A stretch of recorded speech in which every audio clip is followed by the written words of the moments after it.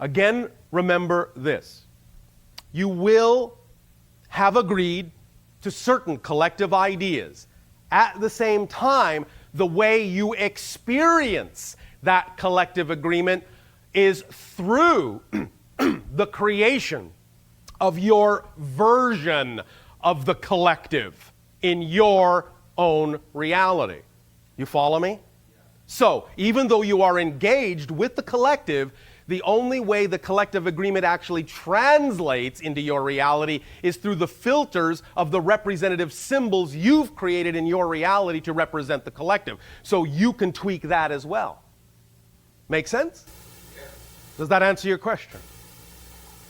Yeah, it does, although then why do you have to? Because it functions as a starting point. It functions as a guideline. It gives you some basis and some bearing so that you don't necessarily have to be consciously aware of everything. It's like having a little bit of an autopilot so that you don't necessarily have to watch every little gauge and every little control every single moment so that you can focus on what you prefer and know that the rest of it will automatically follow to a certain extent. Then where you want to actually truly create a change that's different from the collective in a way, then you can focus on that and know that the collective will still support that change because the collective agreement says we will support individual change to a certain point. You follow me? Now, sometimes you can stretch that point as well, but generally speaking, the collective will allow change to a certain point. That point is usually always beyond the point that is necessary for you to change. Does that make sense? Yeah, it's like a game with a set of ground rules. Yes. And sometimes some of the ground rules can be changed through collective agreement, but also sometimes they can be changed on an individual basis. It just depends on how that serves everyone as well. Because again, the collective sometimes will agree that an individual can change all the ground rules. You understand? Yes. And therefore, you can take advantage of that, shall we call it, loophole in the collective. Because there is an overall consensus that sometimes a single individual has an insight that actually will allow the collective to function on a higher level. And so that availability, that opportunity is always there. All you need to do is find your particular expression of it, your particular tunnel, your particular doorway to walk through that represents your version of using that part of the collective agreement. And the best way to do that is to follow your passion. That's why our civilization is so dynamic and always changing, is because our collective agreement allows at any given moment an individual to spontaneously change the ground rules for everybody. And everybody's okay with that. So the ground rules are always changing, and we have a reality that collectively is expanding in so many different directions at once simultaneously that almost anything is possible in our reality. Make sense? Yes. Thank you. Yes. Yes, yes, yes. So one individual can change the ground rules. Yes. What if everyone is not okay with it? I mean, I'm thinking of an example like Hitler, Yes. who changed the ground rules for many people. Yes. Now, were those people in agreement? On one level, yes. Okay, they were operating at a low frequency? In some senses, yes, but also look at the whole idea from many different levels. This is not a condoning of bad behavior, but the idea is to understand that even something like that can function as an opportunity for everyone else to understand what they actually would like the ground rules to be. So that it's a, shall we say, example of helping clarify for you what you really do prefer by giving you a strong example of what you don't. Right. Because the way you have engineered many of your mentalities is that it's actually easier for you. You have made it easier to see the light by first understanding that there is darkness. I understand. So it can be used in a positive way, and so the collective can use it that way and allows it to happen to a certain point, but then there will be a shift where they will finally get the point of what the individual may be showing, and thus they can then use that to change the ground rules in the direction that they actually prefer collectively. Okay. Make sense? Yes. But? It does make sense, except I'm just looking at how we can avoid such a thing. All right, well, again, it's all about self-love, self-empowerment, instead of self-loathing, instead of self-diminishment. You follow? Yes. Because yes. if you diminish yourselves, if you loathe yourselves, if you segregate your consciousness and compartmentalize it in that way, there will always be a consciousness willing to come along and use that. Okay, I see that. So if you make it not probable that such a thing exists to be used, then no one, in a sense, will come in to play that game, because that's not the game you're playing. They will incarnate somewhere where someone's playing that game. But if you make it so that you have learned from that game that you don't prefer to play that game anymore, then no one else will be able to come in and play that game, because you're not playing with the same pieces anymore. I understand that. I'm actually not worried so much about for myself. I just don't like that whole thing occurring. And I know that there are parts of the world, and I'm sure parts of other worlds, that have such games going on. Oh, yes. But this is why it is helpful, shall we say, to share the idea with everyone that you are self-empowered. You can play that game if it serves you, but you don't have to play that game. Right. I'm looking at my connection with other people. Yes. And Which is still a reflection of your connection to yourself, too. yes, but I'm looking at other people who are going through situations of that sort. Yes. And what can you do to help? What can I do to help? And I just told you. well, okay, but I Yes. feel somewhat of a connection. Yes. For me to look at that going on, to know Yes. what's going on, to focus on it, Yes. is it brings my frequency down, shall we say? Why? Because Why it's- do you choose? Oh, I don't. Yes, you do. Well, yes, Again, that's true. yes. Okay. Listen to the words. This is what we talked about before. Yes. Listen to the way the belief guides you to a specific conclusion you don't prefer. It brings my frequency down. Yes, that's true. I choose to match that frequency is the correct response for a preferential point of view. Okay, well, I actually don't prefer to have my attention on such things. You can have attention and awareness on such things without choosing to let your frequency lower. Well, I've actually done that as well. All right, But then why not do that all the time? I can do that all the time. I think I just kind of needed permission. Then to give do yourself that. permission. I have permission. Then you can observe and help anyone in any situation, because you also know they are you. Yes. And thus then, you can reflect to them, this is how, you can reflect to them your knowledge that the state you prefer to be in is the state that will actually help them the most, whether they choose to match your frequency or not. Yes, I But agree. you don't need to match their frequency. And in fact, if you do, you're actually not helping them do anything but perpetuate the frequency they're on. I agree. I think it was just my upbringing to make me feel I empathetic understand. and maybe sympathetic, but mostly empathetic. Yes, empathy is really what you prefer. Yes. Sympathy reinforces the negative side. Absolutely. So, now that you know your energy does not have to go down, are you open to being of assistance when and where synchronicity brings it to you, and know that all you need to do is stay in the state of your preference, and by doing so, whether the other person gets it or not, you'll be giving them a reflection of what's possible for them too. Absolutely. And that's the way you help. Yes. Does that help you? Yes, it does. Thank you. Thank you. One moment. One moment. One moment. One moment.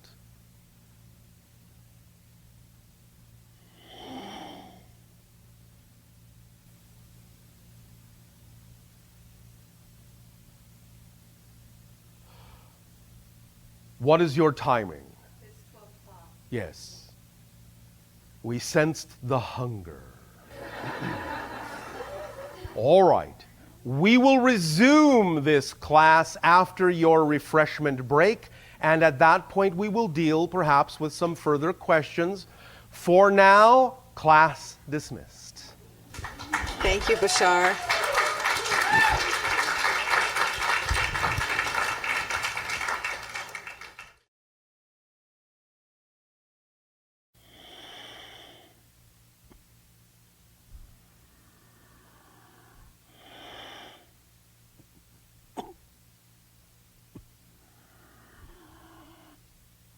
Or I'll say, let us resume the class. All right, now, you all have nice lunch break? Are you all feeling fueled up? All right. I'm going to take a gamble. Jill?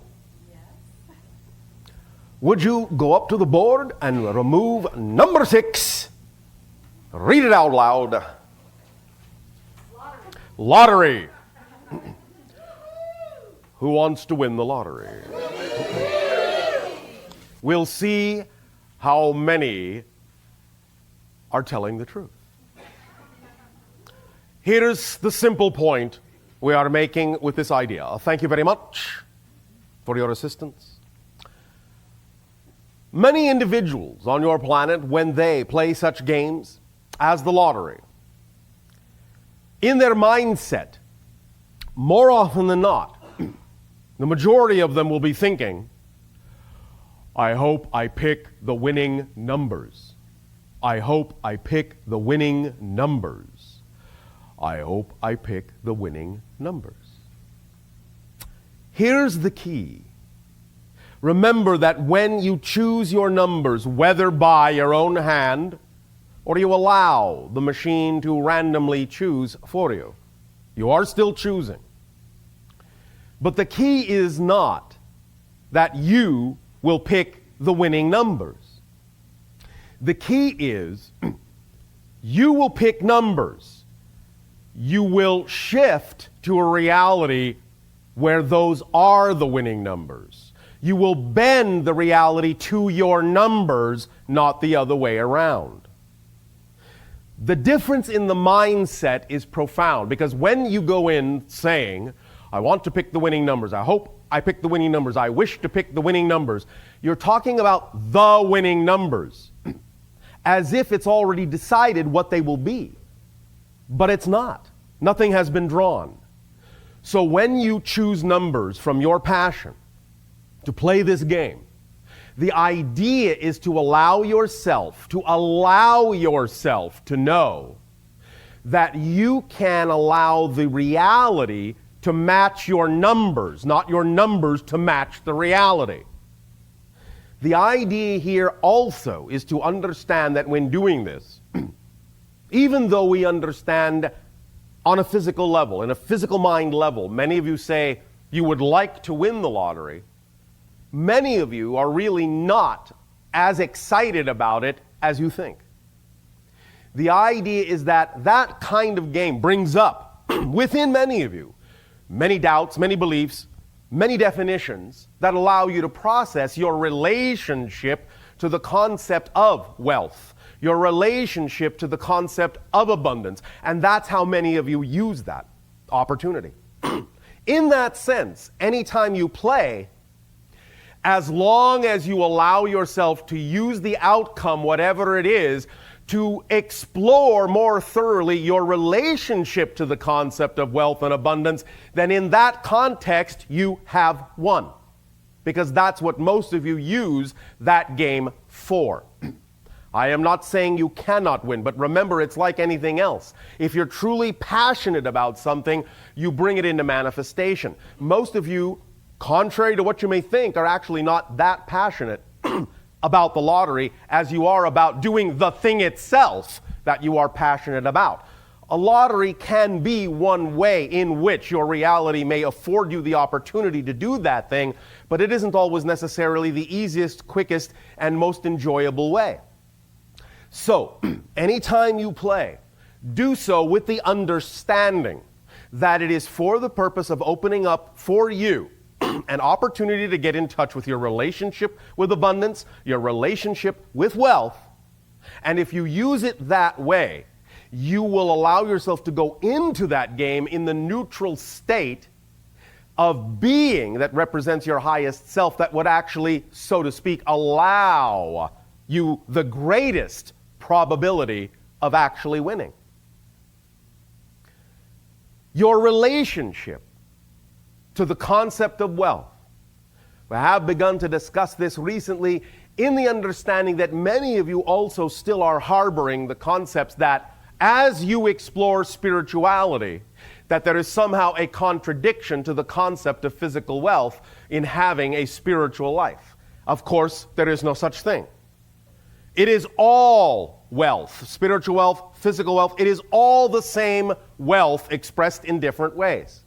And as you expand spiritually, there is absolutely no reason but the reasons you create for why physical abundance and physical wealth, those expressions cannot accompany the growth of your own spiritual wealth as well. If you find that you have a relationship with wealth that is conflicting or contradictory, or beliefs or definitions that do not allow you a clear understanding that these are one and the same things, and that one does not have to occur at the expense of another, then you will allow yourself to let all kinds of wealth and all kinds of abundance manifest themselves in perfect timing, whenever, wherever, and however it is required to reflect the unfolding of your life, the growth of yourself in a natural way. You all follow along with this? So when you play the lottery, play it to allow yourself to get in touch with your relationship with wealth and be in the state that you prefer to be, and you will win every time in some way. When winning in any way becomes equal to winning in any other way, you actually afford yourself the greatest probability of allowing abundance to come to you in that way, as well as other ways in which you play. Kevin, yes. Would you like to go and rip off the next number? Number 7. Yes. 7 for Kevin. Dimensions. You may also remove A and B in the same number. Yes? Yes. What do you see there? Several dots. Yes. And what do you imagine that means? Oh, all right, if you wish. All right. Thank you. Very, very good. The single dot converts into multiple dots over time. You may sit. Thank you for your help. What does this tell us? What this tells us is this. Dimensions go from one to another through the mechanism of time. Time is the dimensionalizer. Time takes the concept of a static idea, a static reality, and turns it, expands it into the next dimension. So imagine, as you see, that you have a dot, a point, a single space in that sense. Then, by adding the concept of that dot in time, as you understand the illusion, then you create a series of dots that represent the concept of the dot from one moment to the next. As you create the illusion of the same dot from one moment to the next, it creates a line, which is the next dimensional expression. When you take a line over time, the line in the next moment, and in the next, and in the next, and the next, and the next, you create a series of lines which create a plane, the next dimension. When you take a plane in the next moment, the next moment, the next moment, the next moment, you create a volume, the third dimension, as you understand it. When you take the third dimension the volume, and do it again and again and again and again and again. In the concept of moment-to-moment time, you create the meta-volume, or the concept of parallel simultaneous realities, and so on and so on and so on. So the idea of dimensionality, and the reason it is the concept of space-time, is that space provides the initial seed for the dimension, but time is the water that allows it to grow. Time is what stretches the concept into your idea of dimensionality so that it can be experienced in the physical way, in a physical concept, as a process. Time, then, is what allows dimensionality to occur. So when you are thus then exploring the concept of expanding your dimensionality, all you really need to do is get into a state where you understand that time plays a part, and that as you allow it to convert into that mechanism, it will translate not so much as the experience of time, but will translate as the experience of timing. It will be intricately and intimately interwoven into the expansion of the dimension in such a way that timing incidents will occur in your life, and this is what's called synchronicity. So synchronicity is the physical reality experience of the time factor expanding your dimensionality. I'll say it again. Synchronicity is physical reality's way of showing you that everything exists all at once, but the experience of synchronicity in your lives, in physical reality, is your way of understanding that you are now connected very consciously to the dimension of time, the aspect of time that unfolds and expands you dimensionally and raises your frequency, raises your vibration, and lets you know consciously that you are connected to more than you were previously aware of. This is how all of that works together. Does that make some sense to you? All right. Now, we will get into some questions a little bit farther down the line, or down the plane, or down the volume. For now, let us push ahead in time a little bit further. Kaori, would you like to remove the number 8? And what do you find? POV. Thank you. You may sit. Point of view. Now, we have demonstrated this once before. We will demonstrate it again. It requires the 2 volunteers, so we will take Kevin and Kaori for this as volunteers. Thank you for volunteering. And we require a piece of paper with nothing else on it. Take a pen, and on that piece of paper, draw a dot at the top of the page, on both sides of the top of the page, whatever you deem the top to be. And we will do it right now. All right, you may place it between the channel's hands with the dot facing up toward the ceiling. Okay. Yes? Yes. All right. You stand on one side, she stands on the other, both of you looking at the dot. Okay.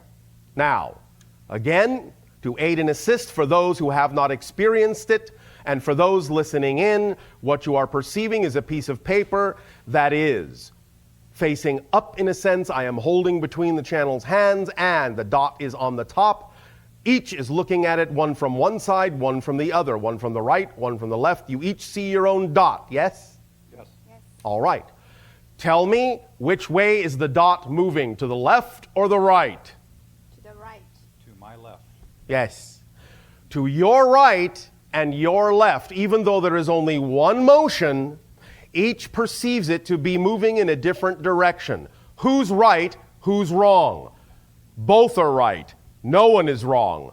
A completely opposite point of view resulting in a completely opposite result, and both are correct. Thank you. You're welcome. You may take your paper. The idea here, again, is to remind yourselves that what you experience in your physical reality utterly depends upon your point of view. And even though you may have a completely opposite point of view from someone else, both are true. Because you're simply seeing the same one thing from a different angle, from a different point of view. And when you do that, you will get different results. Because everything is holographic, everything is multidimensional, everything contains the capacity to be many things. And it depends upon your point of view in terms of what aspect of that thing you will perceive. This is again another analogy of the big picture puzzle. Each of you are a puzzle piece. Each of you have a certain shape. Each of you fit uniquely into the puzzle next to each other to create the big picture. If you invalidate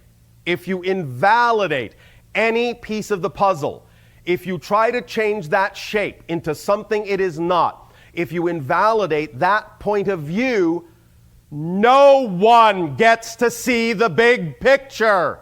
No one. So if you invalidate another, you invalidate yourself and your ability to tap into all that is in the most effortless way possible. So when you come across a situation where one person is saying, I truly see this, and another says, I truly see this, and it seems to be in opposition, that is a sparkling opportunity for you to stand squarely in the middle and understand the power of the paradox in the situation, because somewhere in the middle, both of those seemingly opposing points of view must somehow fit, must somehow come together in the understanding that the piece of paper is moving in one particular direction.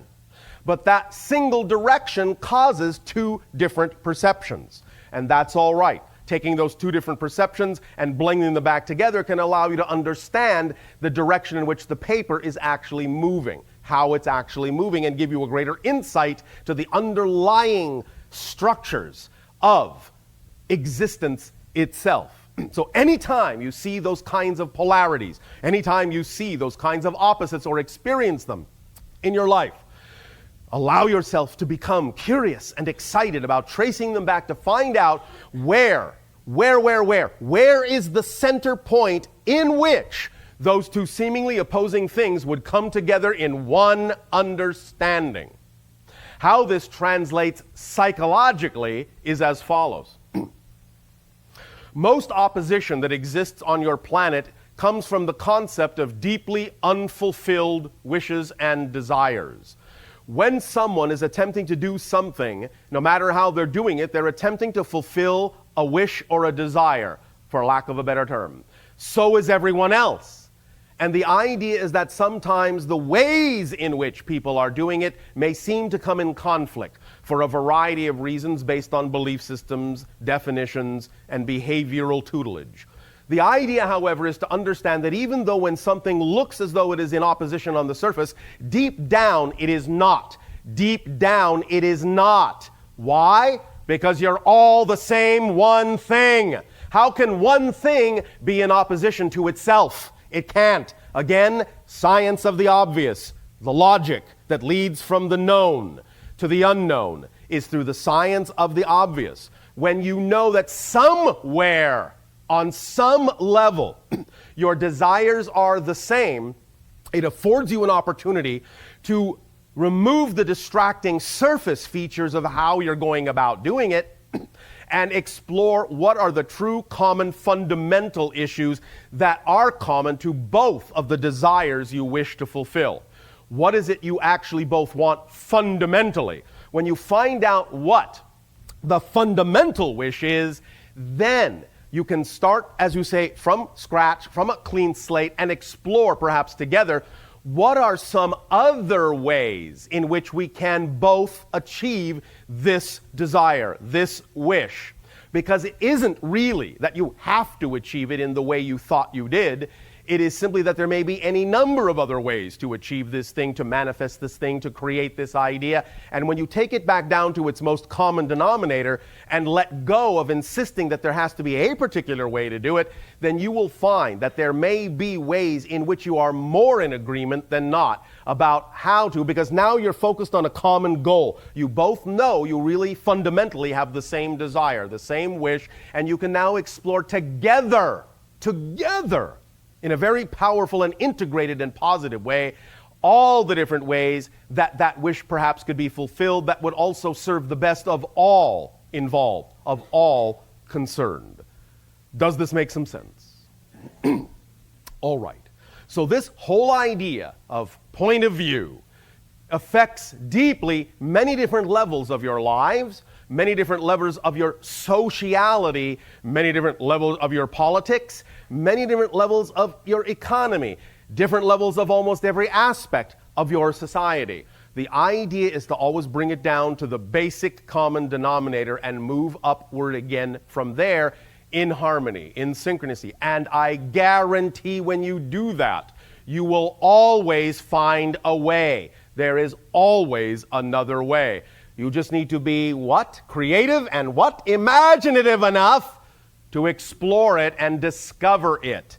And believe me, it will always be there when you approach it that way. It will always be there. Why? Because the universe is infinite. What does infinite mean? Anything is possible. Not the universe is infinite except for this one little thing.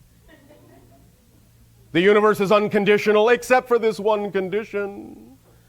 The universe is infinite, and within the context of your particular finite reality experience, there will still always be available to you some solution within those boundaries that represents the way that will work best for all involved, for all concerned. Because you are a collective reality as well as an individual one, and you do have agreements, and the agreement does contain an ability to find what works for everyone. If it didn't, it would never be capable of actually even existing as a society to begin with. Because whether you know it or not, you are all working in concert. Even when you disagree, you're still working in concert and agreeing to disagree.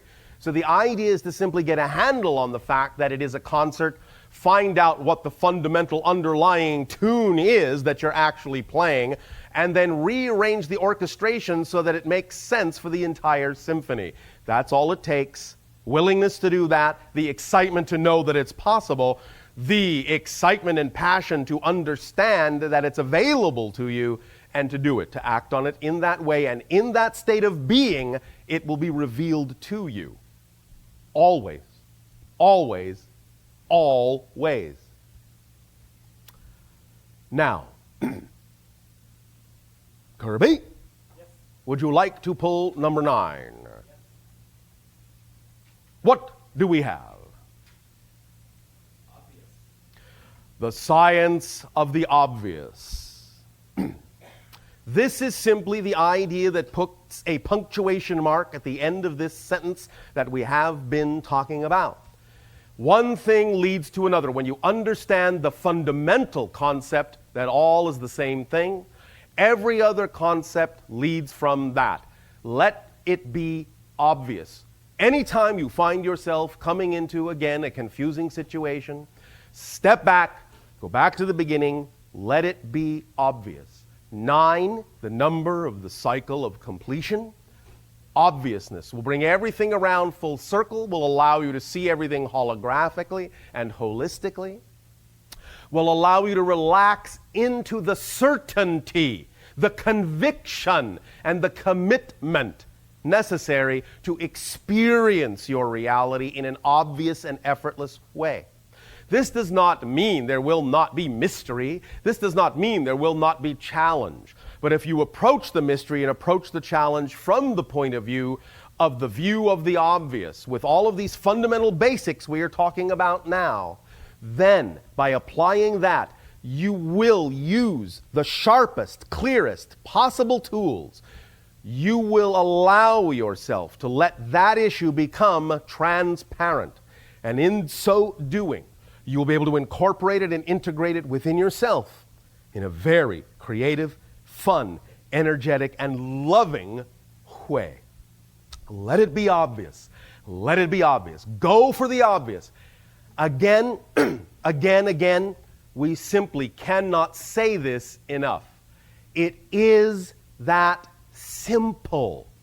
When we say it is that simple, be aware whether or not your physical mind is translating that into a metaphor.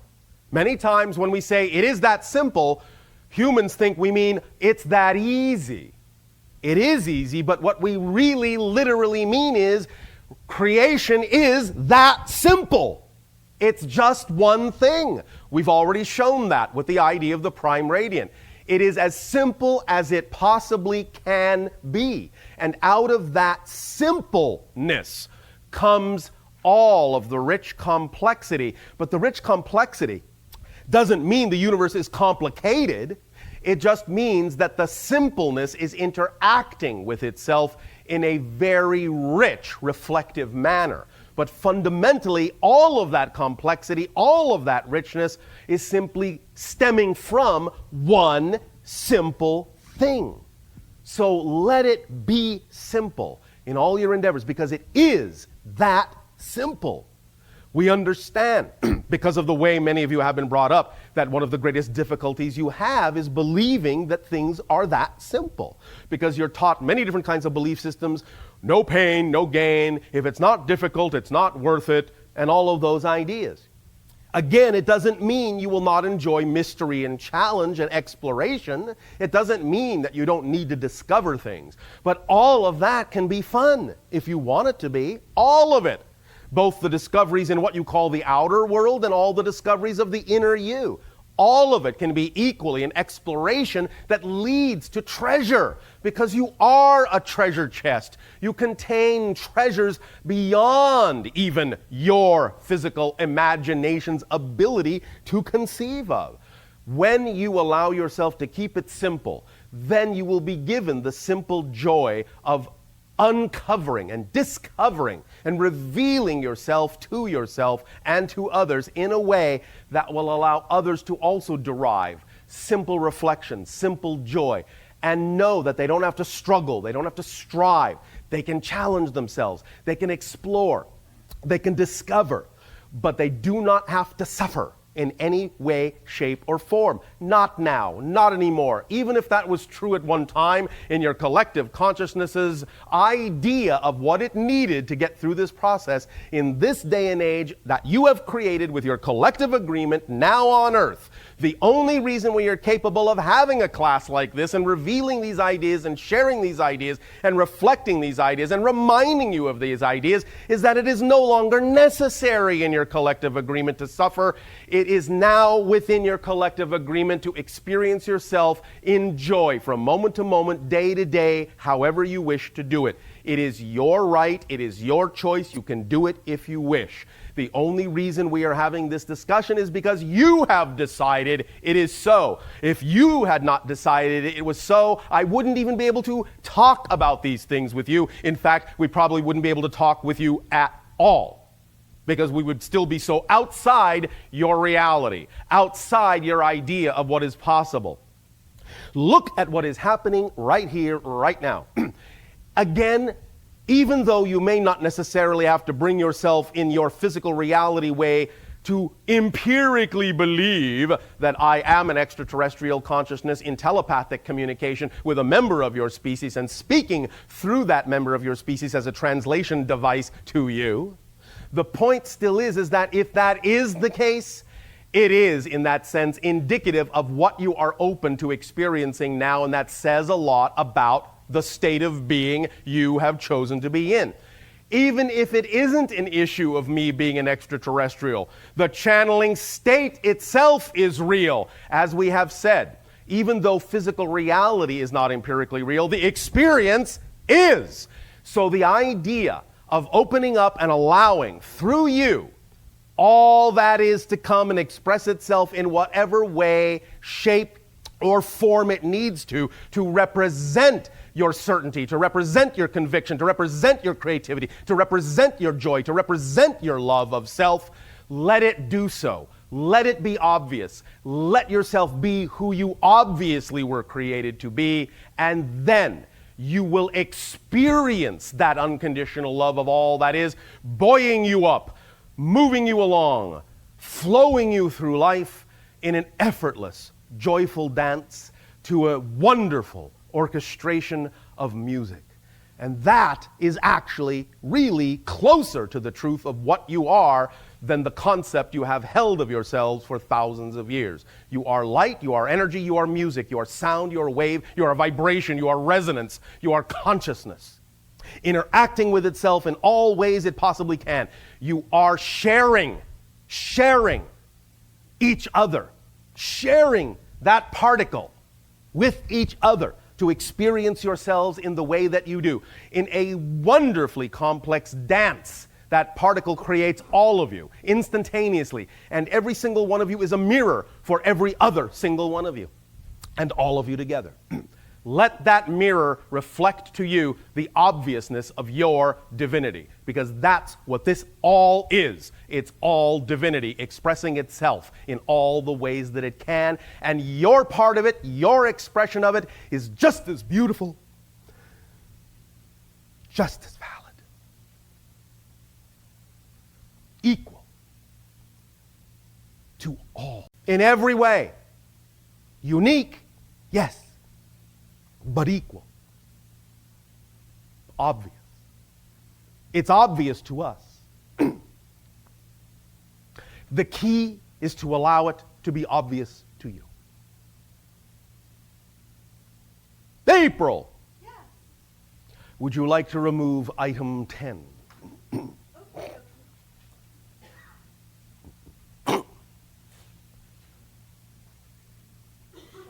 Only now. Only now. This will be short and sweet. We have already talked about this. And the idea is you already know this. You know you only exist in the now.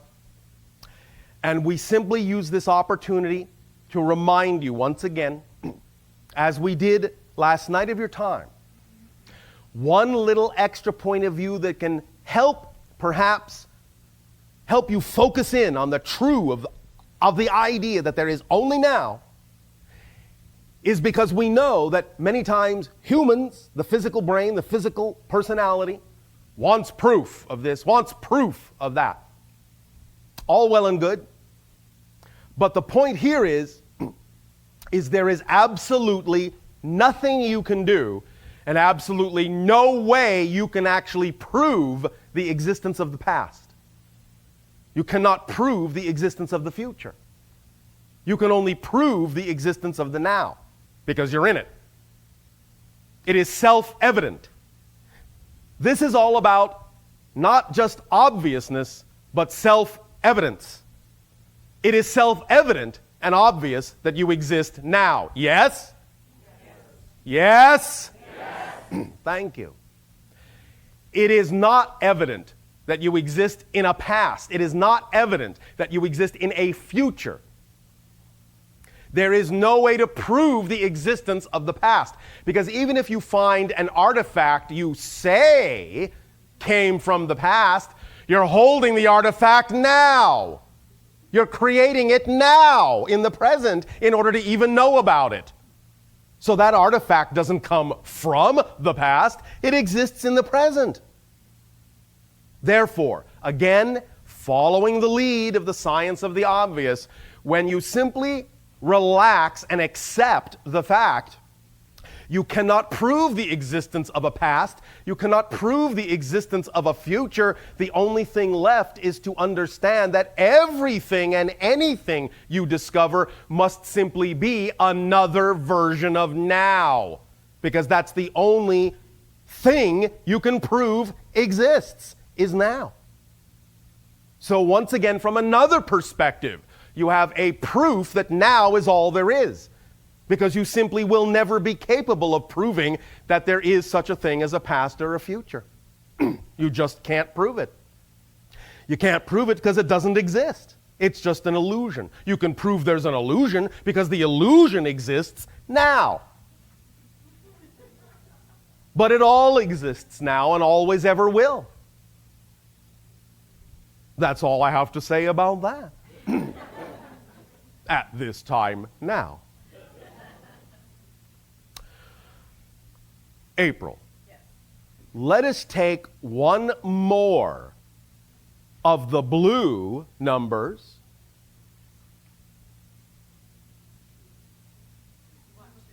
Do I? Do you? All right. Your class, what number do you want? And? Whole. All right. Who wants to volunteer to answer this one? Have to answer in the microphone. This is good. So who would like to volunteer?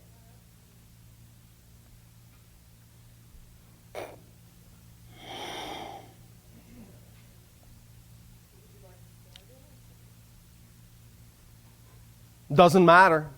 I'm answering the meaning of whole, correct? You are answering the question I'm about to ask you. Are you ready?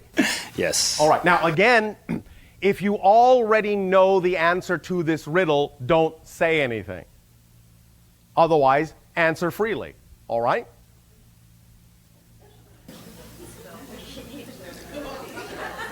Yes. Whole, in this case, is spelled H-O-L-E for those listening in. All right? Are you Yes. ready to answer the question? Yes, sir. Oh, sir. Oh, all right. Are you listening? Absolutely. All right. Are you paying attention? Fully. Thank you. All right. How much soil is in a hole 1 yard by 1 yard by 1 yard deep? None. I told you not to answer. Oh, shoot. That's all right. It's all right. You are correct. There is no soil. in Couldn't the help hole. it. So the idea again is that you are truly beginning to pay attention. All right? Cool. Yes. Whatever temperature you want. Cool, hot, doesn't matter to me. Thank you for your participation. Thank you, Bashar. Let's go to number 3. In the brain teasers.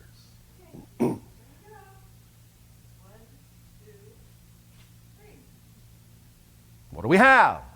We have 11 letters. 11 letters. All right, who wants to answer this one? Come on, somebody's brave. Maybe we should have someone. Be bold, be bold. That's another thing this class is all about. Hello. Hello. Thank you for volunteering. Thank you. Are you ready for the question? I believe so. Are you sure? No, not really. But I'm going to try to be. Well, all right, if you want. Or you can just be ready. I'm ready. All right, thank you. Are you sure? Yes. Yes. All right.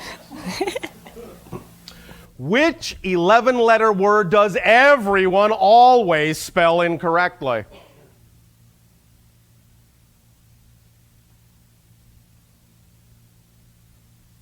None.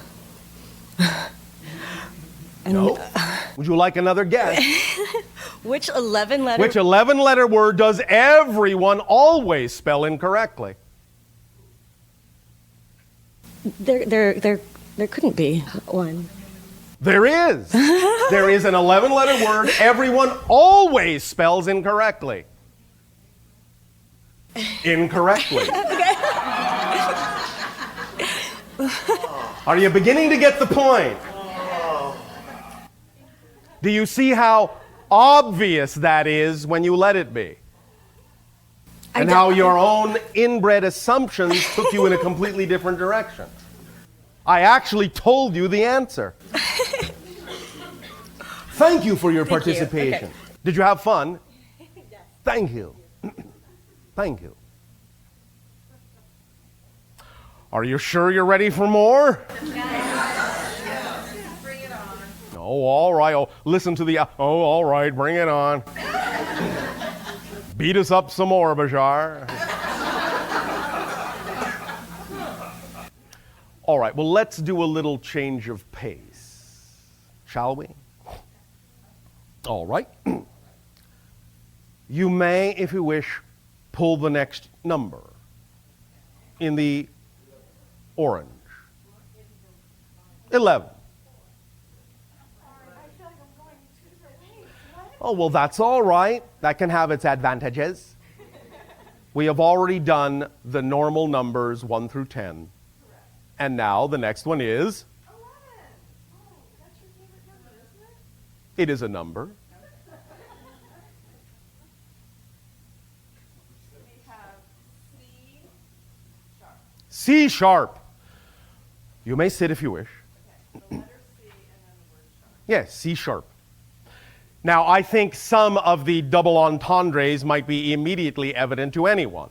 C sharp is what we are attempting to create here, your ability to see sharply what's going on in your reality, what's going on within yourselves. However, we are also talking about this to the musically inclined. Many individuals have asked the question over and over, what is the tonal vibration of the earth?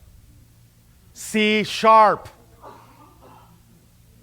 So, anyone who wants to explore the idea of playing with C sharp, and in fact it's actually just slightly above C sharp, but anyone who wants to play with that tonally with any of the other tools we have also used, you will find that by allowing yourself to resonate within a bubble of noise, if you wish, music, if you wish, vibration, if you wish, of C sharp, it will allow you to identify, resonate harmoniously with the earth vibration. And that can really help amplify any other thing you do, any other permission slip, any other tool technique that you wish to undertake, any other ritual, anything even that you wish to read. If you will have, and it doesn't have to be loud, if you will immerse yourself in the tone of C sharp, you will find that clarity will begin to really come in. You will literally begin to see sharp more things. So, the earth itself, the earth vibration will support you, will back you up, will give you momentum, and allow you to feel again that things are becoming more effortless, more easy. For you will be really tapping into the power of the entire planet that way, the planet itself that way. And it will support you as it supports everything in nature. Now, playing C sharp also in certain locations through certain devices, amplified in certain ways, can also actually help realign and clarify some of what you would call your environmental pollution problems. By having a frequency that entrains all elements in that environment to vibrate in harmony with the earth vibration will actually allow the earth's natural cleansing ability to realign and recrystallize those things much more quickly. So playing that tone in certain environmental areas will aid and assist in balancing out the earth, and especially if you play it in what you would call certain sacred sites or power points. And you can amplify this if you wish with crystals. Again, it is a permission slip, but at the same time, crystals are representative to some degree of that clarity, of that alignment, of that resonance that the C sharp represents, that the earth vibration represents. So anytime you can reflect that back to the earth, you will create an amplification wave that will build and build and build and build and build and start to help accelerate all the processes that need to be accelerated to bring clarity back to the earth in a multitude of ways. You follow along? You can find that out yourself. That is part of your exploration. I believe you call it, homework? This is, after all, a class. So, Earth's vibration is actually a little higher than that now. Go and explore, you'll find out. Go and explore, you'll find out. As you explore, that process itself will put you in touch with certain things you need to know to be able to really take advantage of some of these things we are talking about. So in this case, and in most cases, the process is key, is important. So if you find that suddenly your curiosity is sparked by that, go find out. All right? All right. Now, what is your time frame at this moment?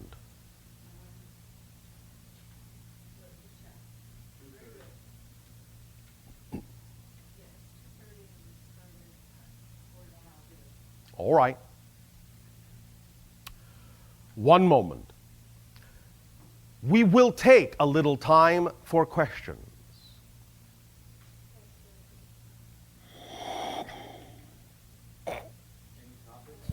Hi, Bashar. Andrew, you good day. I have two questions, and one relates directly to what you've been talking about, so there's a synchronicity there. All right. My so-called, not so-called, my power has been increasing through my work, through my organization. All right. And I've discovered, or I realize that when I'm in very intense situations, I tend to get so stressed out, I choose to lose my temper or react in a negative manner. All right. And why do you choose that? What do you think that will get you? Well, I've been trying to understand this more, and I was... Okay. Keep it simple. All right. Just answer the question. What do you think choosing that modality will get you? I suppose attention to the person that I'm in communication with. Why do you believe that will get you attention? Well, in the situation that happened last week, I was my assistant was arguing with me or trying to talk, and she wouldn't let me speak. Yes. She just kept going on and on and on. Yes. And I was under a lot of stress and pressure from other things, I and see. I yelled. And I hated myself afterwards for doing that. I see. You like compounding this, yes? Well, I choose not to consciously, and I want to All know right. how I can... Was in your mind it ever a viable choice to simply walk away? No, because the situation had to be addressed. What makes you think walking away isn't addressing the situation? You see, you are coming into this scenario with a lot of assumptions, a lot of preconceived labels. When someone will not let you speak, walk away. Believe me, they'll stop talking. Once they stop talking, then you can come back. Well, in other situations when this has happened, I discover that my voice and my tone when I'm communicating is sharp and Yes. negative. Yes. And so, but in a professional manner, I have to continue communicating, but it's a challenge for me to choose to do that in a different manner. Yes. So choose. If you know that's your preference, choose. But the point is, when you give yourself the space to not have to answer, you will then have more ability to choose to answer in the way you prefer. You're just not giving yourself the space to not have to answer. And that's what's putting pressure on you. You don't have to answer when someone insists that you should or when you think the situation demands it. You don't have to.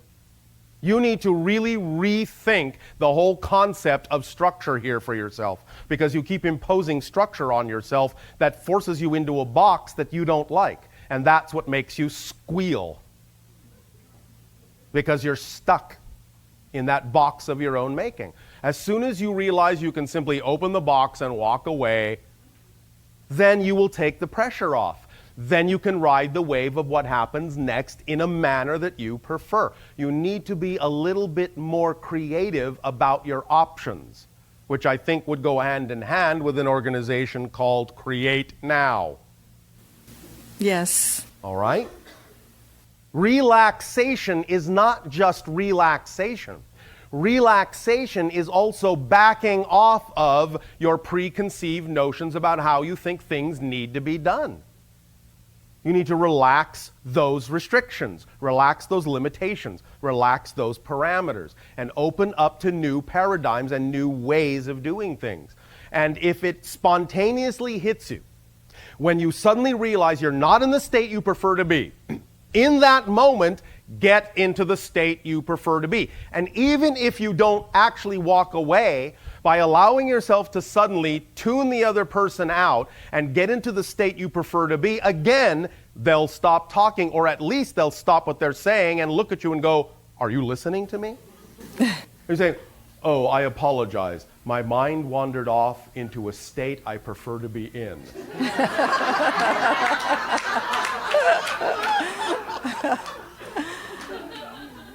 There are any number of ways to address this. I'm going to tell you a little bit of a secret, all right? The most important thing you need to not be afraid of is you need to not be afraid of looking silly. You need to not be afraid of not looking what other people think of as professional. You can be professional, but you don't necessarily have to be professional in exactly the way others might expect you to be professional. And you will never really be as professional as you can be if you don't center yourself to be the person you are. Because what you really, truly desire to be is professional as the person you are, not professional in the way society thinks you ought to be, or in the way society has taught you to think you ought to be. Because then you're actually not being professional at all, because you're not being the profession of being yourself, which is the only profession you all have. So when you're attempting to be something you're not being professional. That makes sense. Yes. Then, when you are being your true professional self, anytime you need to communicate with someone, you will profess properly. Does that help? It does. Does this relate to a lifetime or lifetimes I've had in Mayan? I was told that I had power and I was misusing it. It is connected to some degree to this idea, but remember, that's not in the past. Right. I know it's happening now. You're cross-connecting to this idea. But nevertheless, that doesn't control you. It simply makes you aware that that might be one aspect of the process you're exploring. So it's not, in a sense, to be used as any kind of a controlling idea or an excuse or anything like that. Your awareness of that idea, of that other simultaneous concurrent life, simply is there to give you insight into how to transform the life you're living now in the way that you wish it to be. So if you recognize through that idea, that other incarnation, that there are issues of control here, then it gives you an opportunity to recognize that you can relax that control and allow true control to take over when you're working with the higher self, and not be so afraid of looking foolish, looking silly, looking unprofessional, doing something wrong, and all that. You need to really relax into who you are, and then you will say what you need to say in the way you need to say it, and you will not react, but respond appropriately to anyone else who might also be, as you say, out of sync. Makes sense. Thank you. And I have a question for Terry Binkovitz, who was here last night. She and her partner took their 8.5-year-old. You can't talk about it? Not now. Okay. Thank you. Thank you. Any other question? Yes. Hi, Bashar. Andrew, you good day. I have 2 quick questions for you. Time's up. Not quick enough. Now, One, did the questions have to be quick? well, they're easy. How about all that? right. I wanted to know if food really matters, what we eat. Meaning, What an interesting question, and what an interesting way you put it. Sure. Does And food can I add to that? matter? Is matter food? Is food matter? Very, very nice. I wanted to know, like, there's a lot of preservatives in food nowadays, and Yes. there's a lot of controversy between eating organic food and eating food with preservatives in it. And Why is there controversy? In what way did the earth actually provide the food? Did it provide the food with preservatives on it? No. Then why is that even a question? Well, my question is more, is it really important from a broader perspective what we're putting into our bodies? Is it really important to For most eat of organic? you in your collective agreement, yes. Because most of you are abiding by the collective agreement that you will actually get an effect from what you call chemistry. Okay, so it does matter. Yes. I am not saying someone cannot transmute or transform that, but it is not really the job of most of you in this life. It is not really what most of you have chosen to spend your time focused on. The idea, therefore, is take the path of least resistance. Why spend a lot of time transmuting preservatives and pesticides on food when you can simply eat something that doesn't have them to begin with? Is that not just as transformative? Good point. Thank you. I often make some. Thank you. That answers that question Yes. perfectly. My second question is that I have some telepathy, some telepathic abilities. All of you are telepathic. And I wanted to know, how can we increase our telepathic abilities? Or do you have any suggestions for that? Oh, let me think about it.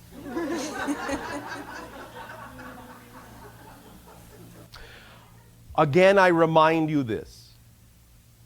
Using the advantage of your language, remember, telepathy is really telempathy. It's emotionally activated. The more unconditional love you have, the more you can identify with others, the more you are on the same wavelength as them, you will have the same thoughts at the same time. That's what telepathy is. You're not reading anybody's mind. You're having the same thought at the same time because you're on the same frequency. So, empathy, telempathy, empathizing, vibrating in harmonic resonance with someone through loving them and loving yourself will make you more and more and more experientially telepathic. All right? What about if you're not vibrationally aligned with that person? Then you're left to your own thoughts. And there's no way that you can read their mind or get into their thoughts? Why would you want to if you're not vibrating on the same level? Good point. Thank you. There's another one. Well, I just want to know if the possibility exists To what? to read someone's mind, even if they're You're not not reading someone's mind. I'm telling you how it works mechanically. Uh-huh. There is no such thing. You're the only one in your universe. You understand? Yes. There's no one else in your universe to read. You follow me? Uh-huh. The idea of others is not your universe. So the notion of reading someone else's mind in your universe is simply reading your own. But the idea is that you use someone as a symbol to resonate with, to take yourself to a certain vibratory level that then allows you to identify with and as that person. You see, this is like tuning forks. If you have two tuning forks that are tuned to the same frequency, if you strike one, the other one will vibrate with it in harmony. But if the tuning forks are not on the same wavelength, they will not vibrate in harmony together unless you strike them both, but then they will create a different chord. If you want to vibrate on the same wavelength, you must identify with and as someone in all the ways possible so that when you then create the same frequency, you will have the same thoughts at the same time, and that is telepathy. You're not reading their mind directly, but you know what they're thinking because you're having the same thoughts, the same feelings, the same perspective at that moment, at least as closely as you can. Does that make sense? Yes. So, what I'm telling you is that's the mechanism. Even though I understand you euphemistically and colloquially refer to it as reading someone else's mind, that's not actually what you're doing, even though you know what they're thinking. Does that help you? Yes. You see, that's why when you see people who are in love Don't they often know immediately what each other is thinking? Don't they finish each other's sentences all the time? Yeah. That's why. They're in love. They're vibrating in a harmonious, synchronous way on a very similar frequency level. So they have the same kinds of thoughts at the same time. That's what telepathy is. You follow? Yes. Does that help? Yes, it does. Why, thank you. Thank you.